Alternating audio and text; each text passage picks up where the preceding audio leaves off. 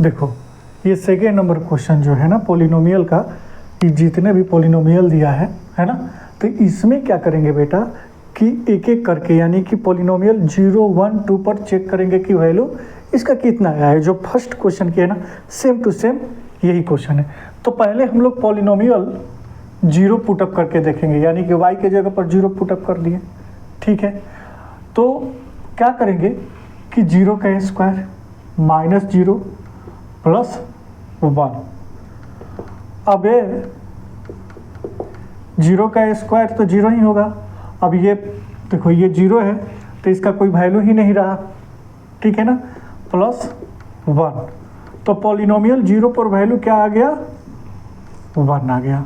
अब पॉलिनोमियल 1 पर चेक करेंगे, y के जगह पर क्या पुटअप करेंगे, 1 पुटअप करेंगे, ठीक है। तो क्या होगा 1 का स्क्वायर माइनस 1 प्लस 1, ठीक है। अब 1 का स्क्वायर 1 ही होगा, ये माइनस 1 और प्लस 1। अब देखो ये माइनस और ये प्लस, कुछ नहीं है तो आगे प्लस है, ठीक। तो पॉलिनोमियल इन 1 पर वैल्यू क्या आया है हमारा, 1, ठीक है। बात समझ में आ रही है। उसके बाद इसका वैल्यू हम लोग 2 पर चेक करेंगे। क्या पर चेक करेंगे, 2 पर। तो 2 का स्क्वायर माइनस 2 प्लस 1, ठीक है। 2 का स्क्वायर 4, ये माइनस 2 प्लस 1, ओके। 4 और प्लस 1 5 माइनस 2। तो इसका 2 पर वैल्यू कितना आया है, 3 आया है। आई बात आप लोग को समझ में, देख लीजिए। अब इसी तरह यहाँ पर सेम जो 0, 1, 2 पुटअप किए हैं इसमें भी वही करेंगे, पॉलिनोमियल 0। अब t के जगह पर 0 पुटअप किए हैं तो जहाँ जहाँ t है वहाँ वहाँ आप 0 पुटअप कर दो, ठीक है। अब जानते हैं कि 2 ये तो 0, अच्छा 0 का स्क्वायर 0 होगा और फिर 2 में इंटू होगा तो वैल्यू क्या हो जाएगा, 0। और ये भी क्या हो जाएगा वैल्यू, 0 का स्क्वायर 0, यानी कि 0 पर क्या वैल्यू आ गया, 2 आ गया, ठीक है। अब 1 पर हम लोग पुटअप करके देखेंगे। तो 2 प्लस टी की जगह पर 1 इंटू 1 का स्क्वायर माइनस 1 का क्यूब, ठीक है।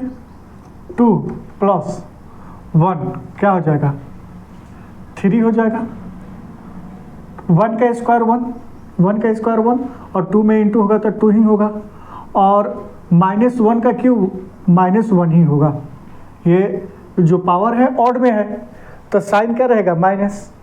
अगर ये इवन में रहता, 2 रहता, 4 रहता तो ये माइनस ऑटोमेटिक क्या हो जाता बेटा, यहाँ प्लस, ठीक है।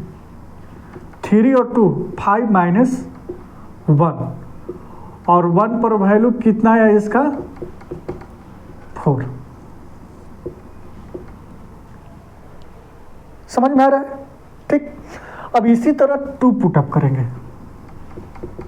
अब इसमें 2 पुटअप करेंगे तो 2 प्लस 2 टी के जगह पर 2 पुटअप कर दिया, 2 प्लस 2 प्लस 2 इंटू 2 का स्क्वायर माइनस 2 का क्यूब, ठीक है। 2 प्लस 2 क्या हो जाएगा, 4 प्लस, है ना,